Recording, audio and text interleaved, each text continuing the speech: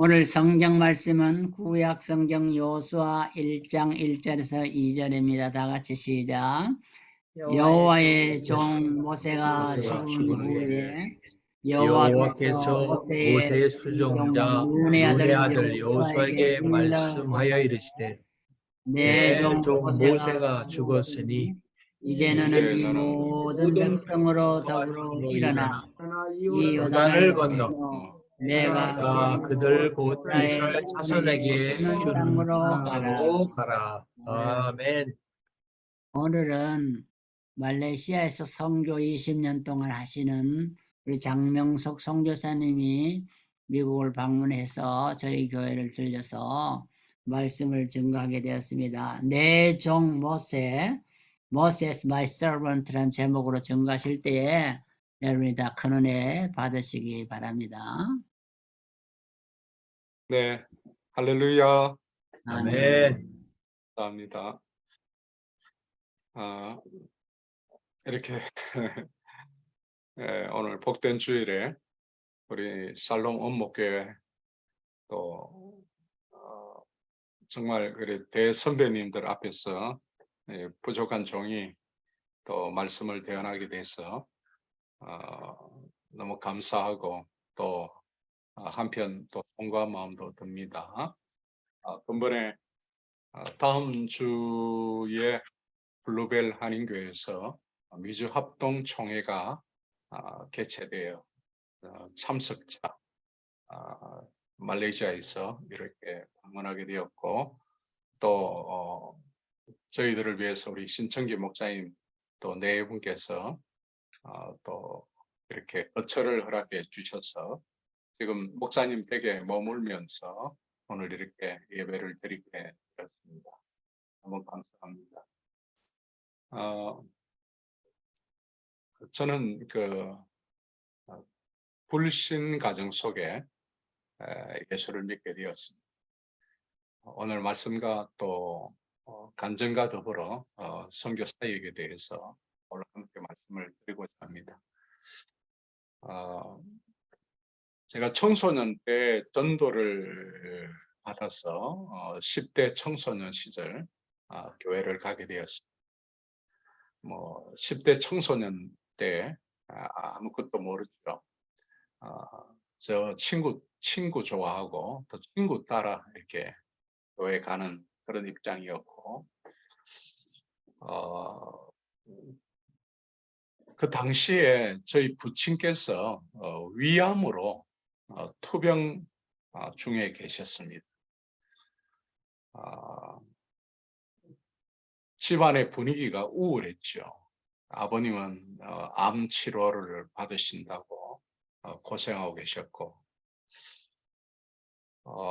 저는 친구 따라 교회 가니까 교회가 그렇게 그때는 뭐 사춘기라 교회 가면 뭐 여학생도 많다더라 그렇게 해서 그냥 재미로 그렇게 교회를 다녔는데 하나님께서 은혜를 주시는지 교회가 참 가면 마음이 평안하고 은혜스럽더라고요. 뭐 지금 이제 은혜라는 단어를 설명하지만 왠지 참 포근한 그런 교회의 분위기 속에서 하루는 이제 교회를 그렇게 열심히 나름대로 다니던 차에 저희 아버님이 저를 아버님 방으로 부르시더라고요. 그랬더니 우리 집안은 불교 가정인데 옛날 어른들이 그런 말씀을 하세요. 한 집안에 두 종교를 믿으면 집안 망한다.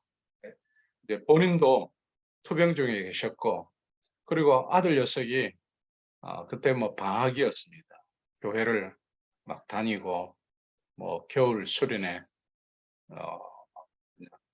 다니고 이러니까 아침에 나갔다가 저녁에 들어오고 늘 뭐 나갔다가 교회 갔다가 온다고 그러고 이러니까 아버님이 화가 나신 거예요.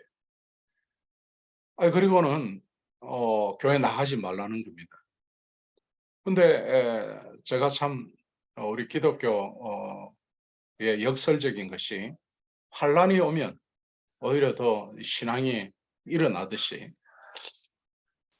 제가 좀 교회가 좋아서 그냥 교회 나가겠습니다라고 했더니 갑자기 아버님이 역정을 내시면서 방에 옛날에는 방 빗자루가 있었습니다.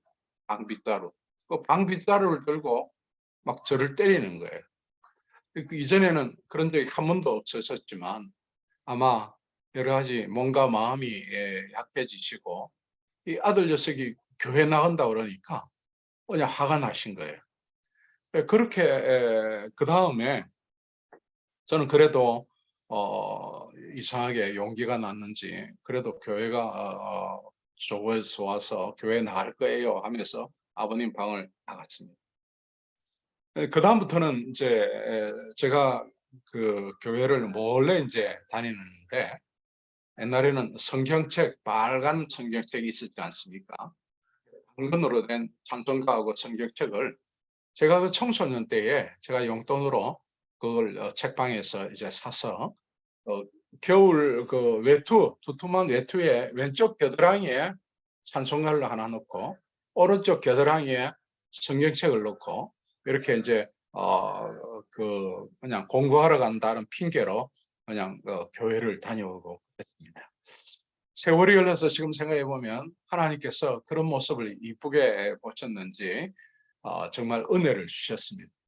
그래 겨울 동계 수련회라고 그러죠. 겨울 수련회 때 청소년 때에 저는 고향이 부산인데 당시에 지금도 살아계십니다만 박치복 목사님이라고 계셨습니다. 그분이 이제 제 모교에 오셔서 중고등부 집회를 하는데 그 목사님의 말씀이 그야말로 사도행전의 말씀처럼 막 가슴을 찌르고 통회하며 자복하게 되는 내 죄를 깨닫게 되고 그래서 뭘 알겠습니까만은 눈물로 하나님 앞에 그냥 기도하게 되고 그렇게 했습니다. 지금 생각하면 하나님께서 그야말로 회개할 수 있는 그런 은혜를 주시고 은혜를 주신 것 같습니다. 그 뒤로는 정말 하나님께서 은혜를 주시고 성령 충만도 주시고 그 와중에 얼마 되지 않아서 아버님이 돌아가셨습니다. 제가 고등학교 입학식한 날 이렇게 중3 때 그 겨울 방학을 지나고 아버님이 돌아가셨는데 이제 돌아가시고 어머니와 여동생이 있습니다만은 어머니가 뭐 마음이 안 좋으셨죠. 교회 나가지 말랬는데 뭐 나가더만 또 뭐 그렇게 됐는지는 뭐 모르겠습니다만은 어쨌든 그러나 그 일 지나고 여동생도 교회 나가게 되고 또 어머니에게도 제가 공식적으로 연락을 받고 신앙생활을 하게 되고 그런 일이 있었습니다. 어쨌든 불신 가정 속에서 예수 믿고 하나님께서 은혜를 주셔서 청소년 시절 또 고등부 회장도 하고 그렇게 정말 은혜를 받았죠. 그랬던 차에 제가 고등학생이 돼서 또 여름 수련회를 하면서 제가 앞으로 목사가 되어야 되겠다 그렇게 하고 또 제 모교에서 학생들과 청년들을 위한 선교 하나의 어떤 모임, 선교 집회에 제가 하나님 앞에 또 선교사가 되겠다고 서원을 했습니다. 그렇게 이제 신학교를 가고 군대를 갔다 오고 또 이제 부교육자 생활을 하면서 늘 하나님 앞에 서원한 이 선교의 사명을 하나님 앞에 갚아야 되지 않냐. 시편에 있는 말씀처럼 서원한 것은 하나님 앞에 갚으라고 했는데 늘 마음에 부담이 되어 왔습니다. 그러던 차에 이제 목회를 하게 되었습니다. 저는 이제 91년도에 총신 84회로 이렇게 졸업했는데요. 이제 졸업하고 일찍 농촌교회 경북 김천의 시골교회지만 위임 목사로 가게 되었습니다. 농촌교회 부임하고 목회를 해나가면서 나도 목회를 하면 잘하겠다라는 좀 나름대로 교만이 좀 있었고 목회하면서 꼭 선교사로 가야 되는 것이 아니라 목회하면서 후방 선교사로 선교사들을 많이 후원하고 또 선교지에 가보고 그렇게 하면 안 되겠나라는 마음으로 목회하게 됐습니다. 그렇게 농촌교회를 3년 목회하고 제 고향 부산에 개척된 교회 2대 목사로 제가 또 담임 목사로 가서 7년, 그러니까 담임 목회를 10년 하던 차에 사건이 있었습니다. 그 사건은 2000년대 초에 한국에 태풍이 몰아쳤는데 굉장히 큰 태풍이 몰아쳤습니다.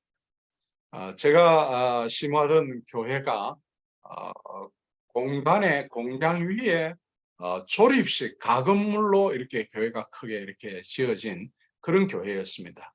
그런데 막 부산 경남 지방에 엄청난 태풍이 불 때에 이제 조금 멀리 떨어진 15층 아파트에서 제가 교회 종탑이 걱정이 돼서 종탑을 늘 주시하고 있었습니다.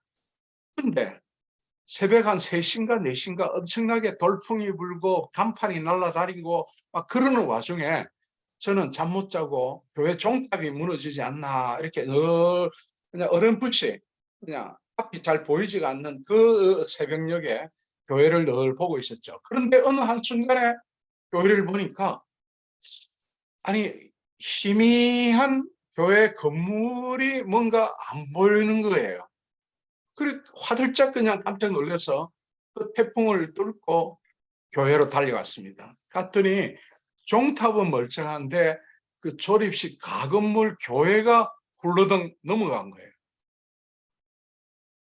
얼마나 황당하고 교회가 이렇게 태풍에 의해서 무너졌으니까 이건 이건 너무 황당해서 어떻게 해야 되나. 그 다음 날이 밝자 저희 교회뿐만 아니라 많은 여러 가지 태풍의 피해로 말미암아 부산 경남이 큰 피해를 입었습니다.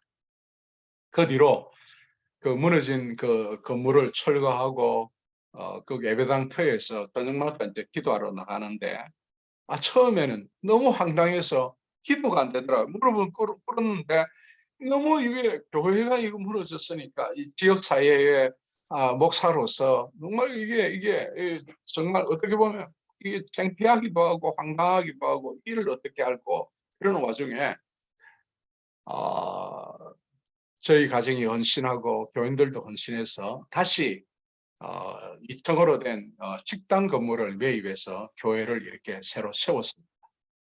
그러고 난 뒤에 이제 제가 속한 노회의 어느 모 교회에서 선교사를 보내겠다는 거예요. 그리고는 제가 선교에 꿈이 있다는 알고 장 목사는 선교에 대한 꿈이 있고 그러니까 선교사로 나가는 것이 어떠냐라는 제의가 들어왔습니다. 아니 이제 태풍이 무너지고 제가 그 17평 아파트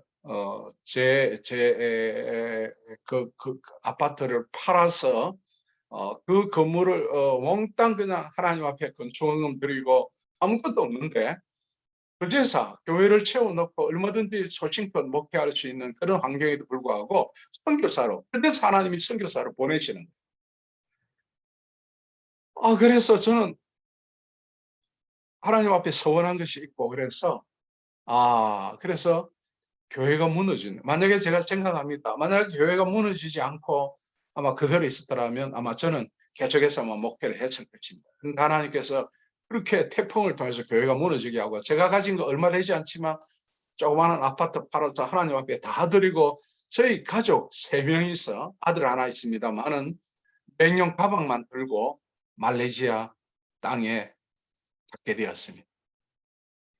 왜 말레이시아로 가게 됐냐면 제가 부교육자 때 선교의 꿈이 있기 때문에 일찍부터 청년들을 데리고 단기 선교를 다니고 그렇게 한번 가봤기 때문에 말레이시아가 이제 이슬람 무슬림들이 있는 그런 이슬람 배경의 나라이기 때문에 앞으로 무슬림 선교에 대해서 좀 정말 누군가 해야 되고 그렇게 선교사 숫자가 그렇게 많지 않았습니다. 제가 갈 때는. 그런데 이전엔 좀 많아져서 말레이시아 선교사 숫자가 좀 많아졌습니다만은 어쨌든 그 말레이시아 무슬림 땅에 저희들이 도착하고 말레이시아가 1년 내내 더운 나라입니다. 예. 태어날 때도 여름, 사람들이 죽을 때도 여름.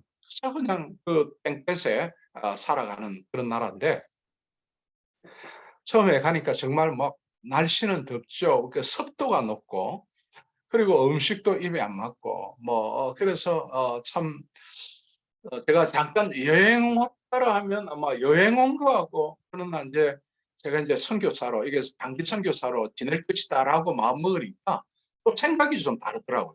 여행 왔으니 뭐 아직 뭐 더우면 뭐 에어컨 밑에 좀 있다가 이제 뭐 이렇게 돌아가기도 하지만 제가 여기서 이제 뼈를 묻겠다라는 심정으로 왔기 때문에 처음에 오니까 너무 힘들더라고요. 너무 힘들더라고요. 예, 그렇게 하다가 선교도 선교사라는 신분을 그 무슬림 국가에 나타내지 못합니다. 지금도 제가 뭐 아파트에 있습니다만 옆집 사람이나 이웃 사람이 그냥 뭐 은퇴하고 이분들이 사나 그렇게 생각하고 있지 제가 선교사라고 그렇게 알고 있는 이웃들이 없습니다. 왜냐하면 선교가 불법인 나라입니다.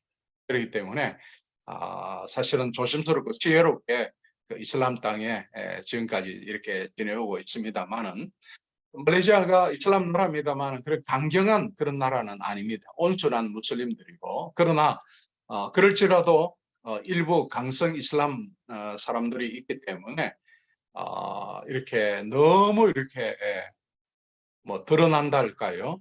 그러면 이분들도 가만히 있지 않습니다.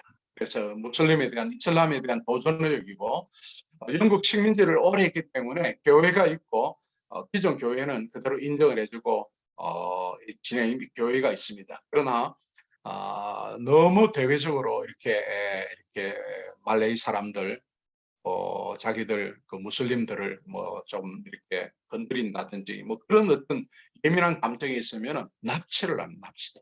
그래서 중국계 말레이시아는 말레이계, 중국계, 인도계 세 메이저 그룹이 있습니다만은 중국계 그 사역자들을 아주 몇 사람이나 대낮에 붉은 대낮에 예를 들어서 뭐 고속도로 그런 한복판에 그냥 차를 포위해서 세워서 그냥 납치해버리고 그렇게 그냥 지도새도 모르게 아직까지도 행방불명이고 신원을 알 수 없고 그런 강성 이슬람 분자들이 있기 때문에 상당히 비록 나라 전체는 온순한 그런 무슬림들이 많을지라도 상당히 저희들이 이제 선교사의 신분을 굉장히 좀 보안 지역에 그렇게 여기고 조심스럽게 그리고 지혜롭게 그들에게 접근하고 선교하고 있습니다. 저는 말레이시아에서 교회 개척 사역 정말 복음을 전하고 교회가 필요한 곳에 교회를 건축합니다. 교회를 개척해서 지금까지 저는 뭐 숫자가 중요하지 않다고 봅니다만은 그 오지 마을에 9개 교회, 9개 원주민 교회를 건축하고 제가 계속해서 순회하면서 사역하고 있고 또 이렇게 9개 교회를 연합해서 활동하고 있고 목회자들을 양육하고 또 교육하고 있고 또 계속해서 이렇게 교회를 세워나가면서 그 이슬람의 종족 말레이시아는 종족 문화인데 그 종족 마을 집단생활하는 그 원주민 마을은 특별히 정부에서는 어떻게 하든지 이슬람 사원을 세우려고 하고 무슬림을 만들기 위해서 온갖 나름대로 포섭이랄까요?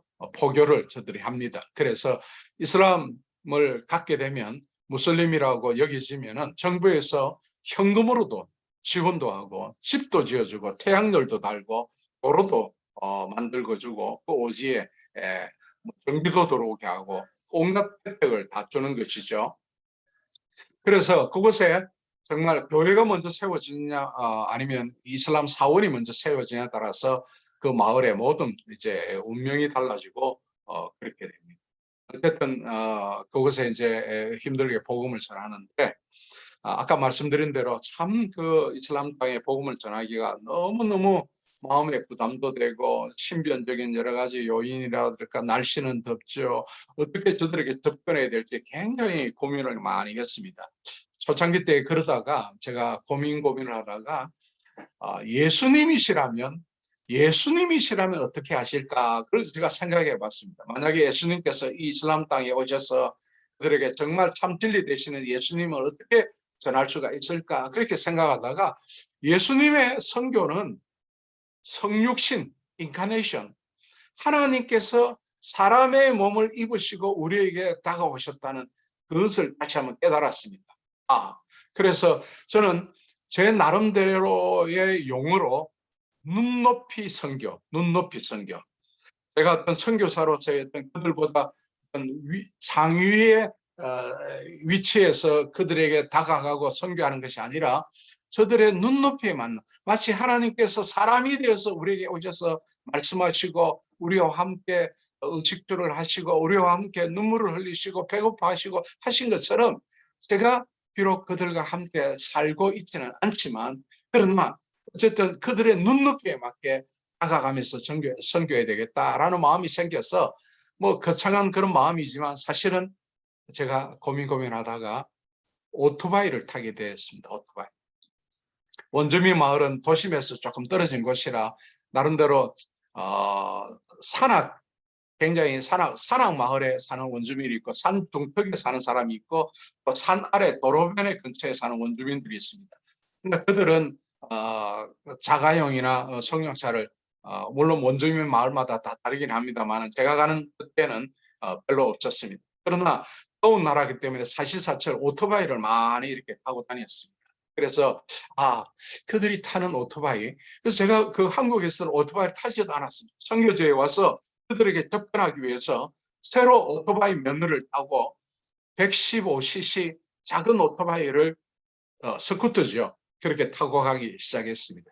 자, 그랬더니 그들이 깜짝 놀라는 거예요. 아니, 외국인이고 선교사, 목사가 오토바이를 타고 자기들 마을에 다가오는 것을 보고 자기들이 놀라는 것입니다. 그런데 오토바이는 좀 위험하지 않습니까?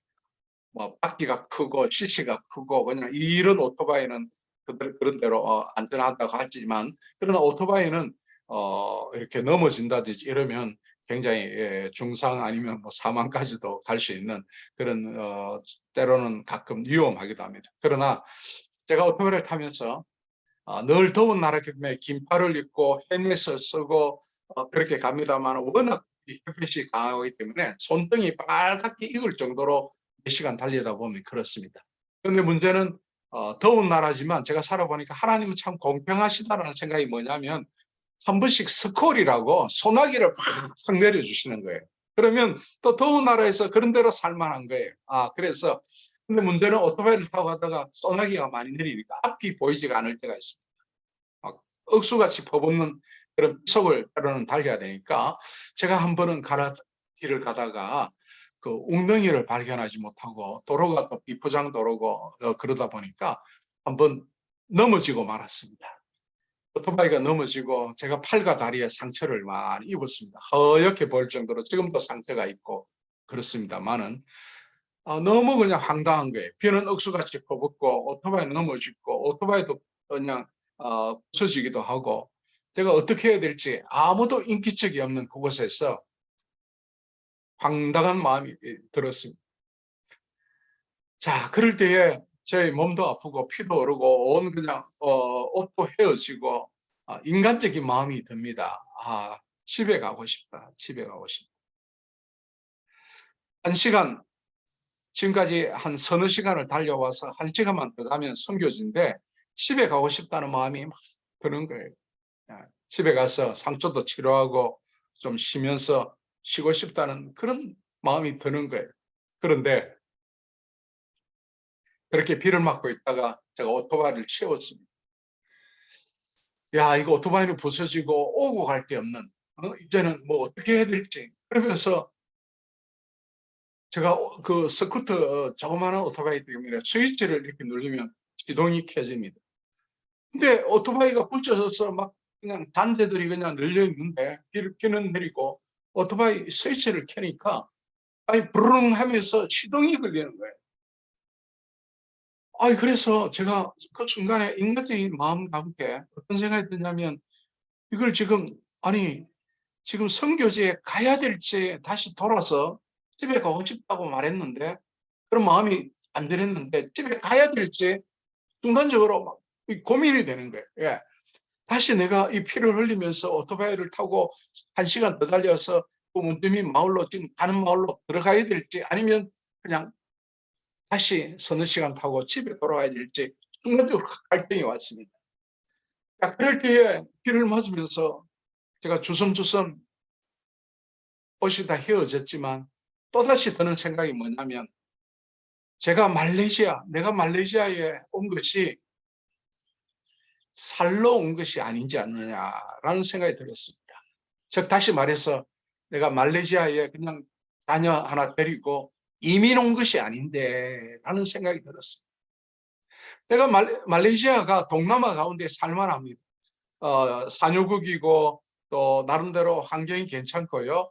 태국 밑에 말레이시아, 그 밑에 싱가포르가 사실 말레이시아에서 독립한 나라거든요. 물론 거기서 이제 개발하고 자유무역항이 있고 그래서 싱가포르가 굉장히 발전했습니다만은 말레이시아도 사실 싱가포르 부럽지 않습니다. 말레이시아도 나름대로 살기 좋습니다.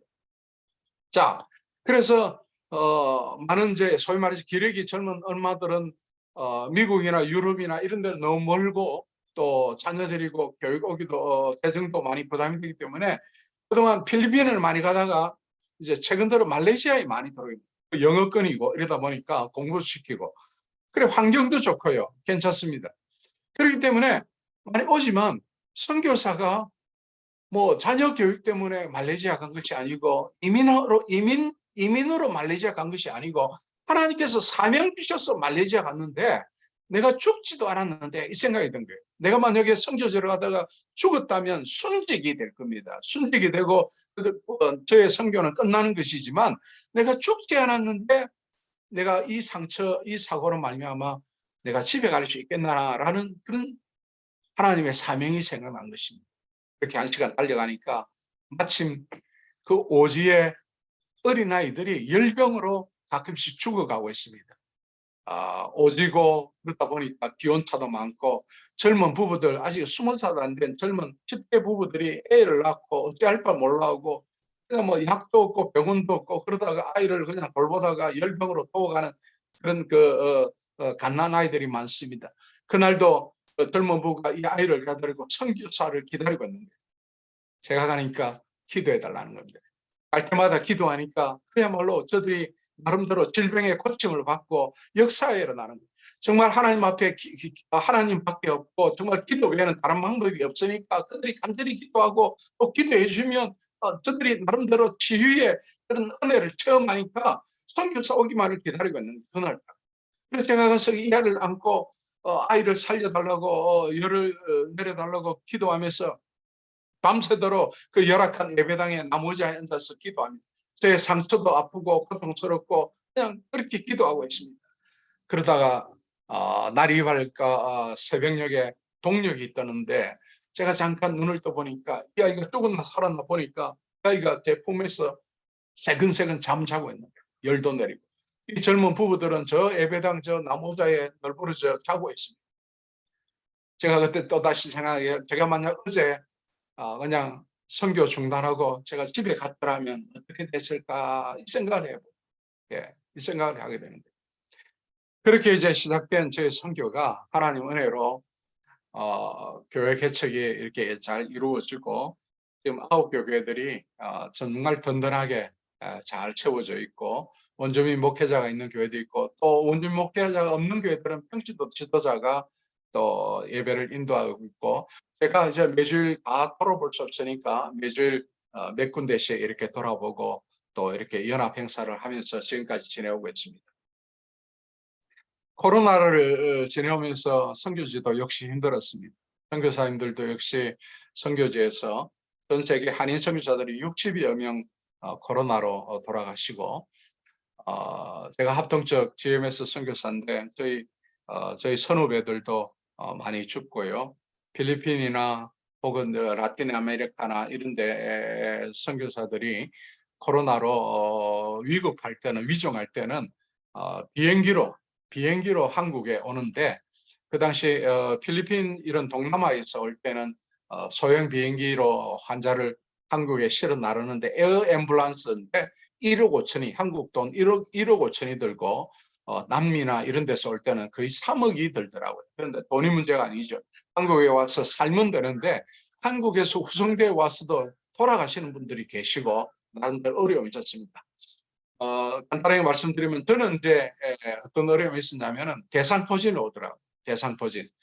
대상포진이 와서 정말 힘들었습니다. 그러다가 1년 만에 1년 만에 안면마비가 오더라고요. 안면마비. 제가 얼굴이 지금 있는데 이 왼쪽으로, 화면에는 오른쪽으로 보이시면다만은 왼쪽으로 이렇게 안면마비가 오니까 이렇게 이 왼쪽이 이렇게 내려가더라고요.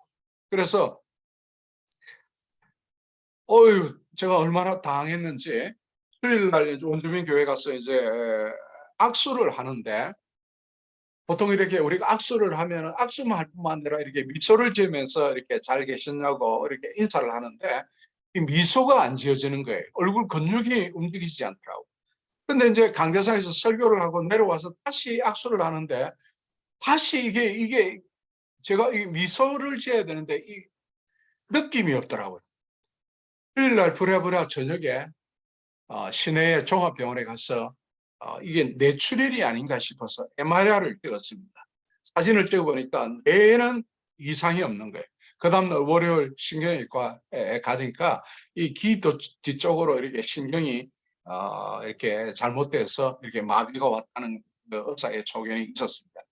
그래서 양방병원에서 하는 그 스테로이드 약을 한 10알씩을 먹으라는 10알씩을.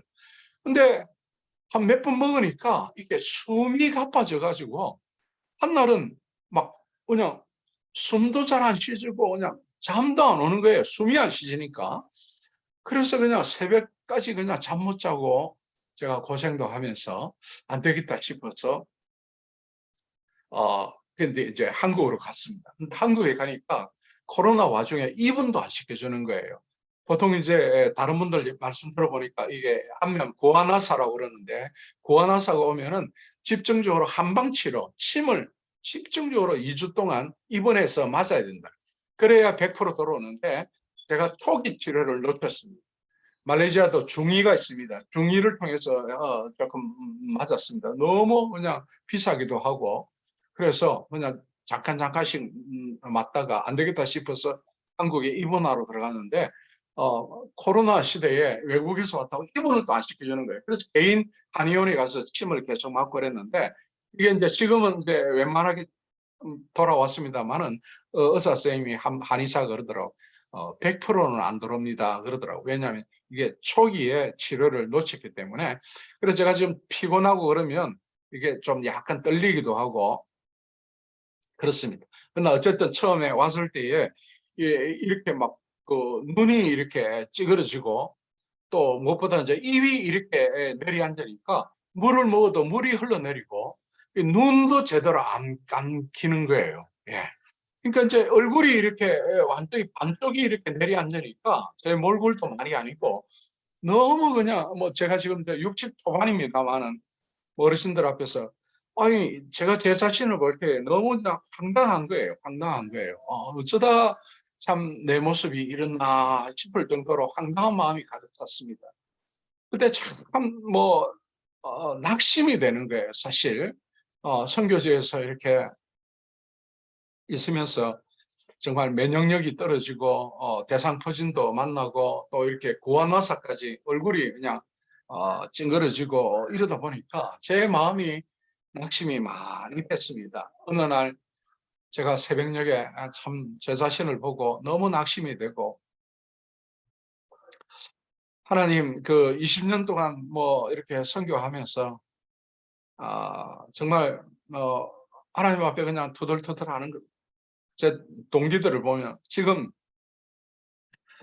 우리 합동적 한국의 합동적 교단의 총회장이 제 동기고 저보다 뭐 연배는 있습니다만 거의 뭐 같은 친구로 그렇게 여겨지고 있습니다. 우리 동기는 총회장도 하고 뭐 노회장은 물론이고 그냥 노회 중진이 이제는 어느새 되어서 저렇게 이제 자리 잡은 교회에 나름대로 목회를 저렇게 해 나가는데, 그야말로 변방에 이름 없는 선교지에 와서 저는 하나님 뭡니까 이렇게 막 이렇게 몸도 망가지고 막 그냥 그런 생각이 드는 거예요. 예. 그런데 오늘 이 본문의 말씀이 제가 생각이 났습니다. 모세가 죽은 후에 하나님께서 그의 후계자 여호수아에게 하시는 말씀이죠. 근데 이 1절에 보니까 여호와의 종 모세가 그랬습니다. 모세를 말할 때에 여호와의 종이라는 표현을 했습니다. 그리고 2절에 보니까 하나님께서 요소에게 말씀합니다. 내 종 모세가 죽었으니 라고 말씀합니다. 하나님께서 요소에게 말씀하시기를 내 종, 나의 종 모세가 죽었으니 이제 너는 이스라엘 백성들을 데리고 내가 너에게 주는 이스라엘 백성들에게 주는 땅으로 가라고 말씀하십니다. 저는 내 종 모세라는 이 말씀 앞에 다시 한번 저를 되돌아보게 됐습니다. 하나님께서 모세를 가리켜서 나의 종 모세, 나의 종 모세 그렇게 하고 부르신 것처럼, 그렇게 지칭하신 것처럼 과연 하나님께서 저를 향하여 내 종 장목사야, 내 종 장목사야, 나의 종아라고 부르실까라는 생각이 들었어요. 그러면서 어떤 생각이 드냐면 그래도 20년 동안 선교지 떠나지 아니하고 그래도 20년 동안 선교지를 지켜가며 그래도 20년 나름대로 교회를 세우고 지금까지 지내온 것이 하나님의 은혜요. 또 하나님께서 붙들어 주신 것이고 또 부족하지만 비록 무익한 종이지만 하나님께서 주신 사도행전 20장 24절처럼 내가 달려갈 길을 다 마치고 하나님의 복음을 전가하는 일을 마치려 하면 나의 생명조차도 귀한 것을 여기지 아니하려는 그 사명의 말씀, 내게 주신 그 사명 완수하기까지 하나님께서 지금까지 나를 붙들어 주셨다는 그런 생각이 들었어요. 우리 연로하신 선배님들 참 외람됩니다만 우리가 하나님 앞에 설 날이 이제 멀지 않았는데 지금도 하나님께서는 내 종, 나의 종 장목사야 라고 부르듯이 하나님은 우리가 언젠가 하나님의 품에 가시면 하나님께서 내 종아, 나의 종아 어서 오라, 어서 오라. 네가 종으로서 나의 종으로서 여호와의 종, 나의 종으로서 네가 사람의 종이 아니라 하나님의 종으로서 지금까지 그동안 하나님 나라를 위하여 지사충성하다가 비록 우리 선배님들 은퇴하셨지만 리타이어 하셨지만 그래도 하나님의 종으로서 일평생 지내오시고 우리 평신도 우리 집사님도 계십니다만 우리가 목회자만 종이 아니라 우리 모두가 다 하나님의 종이지 않습니까? 나의 종아, 네가 이 땅에 살면서 나의 종으로서 그동안 수고 많이 했구나. 주의 일 하느라고 한평생 하나님의 종으로서 목사로서 선교사로서 네가 수고 많이 했구나 하면서 내 종아 라고 하나님께서 우리를 품어주시고 반겨주시고 안아주시고 또 하늘의 상급으로 우리에게 주실 것을 생각하면 우리가 이 땅에서 비록 때로는 힘들고 어렵고 때로는 우리가 병들고 나약하고 넘어질지라도 그러나 하나님께서는 내 종아라고 우리를 보듬어 주시고 기억하시고 이렇게 부르시고 우리를 맞이하여 주실 것이라는 그런 믿음이 있습니다. 우리가 하나님 앞에 착하고 충성된 종이 되어야 되지 않겠습니까? 하나님께서 어서 와라 충성된 종아 라고 우리를 반겨주시고 맞이하여 주셔야 되지 혹이라도 악하고 이 게으른 종아라고 하나님은 우리에게 그렇게 말씀하시는 것이 아니라 일평생 우리가 믿음을 지키고 주의 종을 우리가 그래도 우리 선배님들 연로하시고 비록 은퇴하셔서 큰 일은 없지라도 그러나 평생 하나님의 종으로 믿음 지키고 지금까지 달려온 것을 우리가 꼭 붙잡고 언제 우리가 하나님 앞에 서게 될는지는 모르지만 저와 여러분이 저는 앞으로 이제 현역에서 조금 더 일하게 될 것입니다. 그럴지라도 우리 선배님들은 이제 은퇴하셨지만 남은 생에 다하기까지 목사의 그 사명, 그 주의 종으로서의 역할과 자리와 또 자리를 지키면서 어떻게 하든지 하나님의 종으로서 우리가 마지막까지 최선을 다하는 그런 삶을 살아갈 때에 하나님께서 내 종아, 내 종, 나의 종, my servant, 나의 종 하면서 하나님 우리를 반겨주실 것을 믿고 우리가 다시 한번 우리가 그 하늘에 어떻게 보면 소망을 가지고 하나님께서 우리를 그냥 내버려 두시는 것이 아니라 우리를 한 사람 한 사람 다 기억하시고 내 종 모세가 죽었다, 나의 종 모세가 죽었으니 라고 말씀하신 것처럼 우리도 언젠가는 이 땅에서 떠나게 될 것입니다. 모든 수고는 내가 하고 칼빈이 말한 것처럼 모든 영광은 하나님께 돌리며 우리가 하나님 앞에 서게 될 때에 하나님께서 우리를 반겨주시고 기억하시고 내 종으로 기억하시고 하나님 우리를 맞이하게 될 줄로 믿습니다. 오늘 이런 우리가 하나님의 위로를 바라보면서 우리의 남은 여생이 하나님 앞에 더 충성된 종으로서 살아가기를 다시 한번 부탁드리고 또 그런 믿음으로 우리가 힘있게 살아나가게 될 줄로 믿습니다. 오늘 이것으로 제 부족한 간증과 간단한 말씀을 전했습니다. 감사합니다. 할렐루야. 감사합니다. 네. 기도하겠습니다. 하나님 아버지, 참 모익한 종들입니다. 그러나 하나님께서 충성되게 여겨주셔서 기쁨 드시고 또 하나님 나라를 받들어 수종될 수 있는 종으로서 지금까지 인도하심을 감사합니다. 사랑하는 선배 목사님들과 함께 말씀을 상고해 봤습니다. 아버지 하나님, 우리가 부족하지만 같은 사명 완수하고 이 사명 붙들고 있을 때에 우리 하나님은 우리를 꼭 기억하여 주시고 내 종, 나의 종아 라고 불러주시고 우리를 반겨 맞이할 때가 있을 줄로 믿습니다.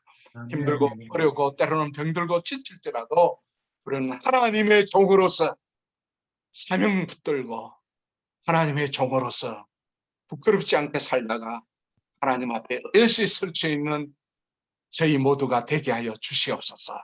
예수님의 이름으로 간절히 기도하옵나이다. 아멘. 아멘. 감사합니다.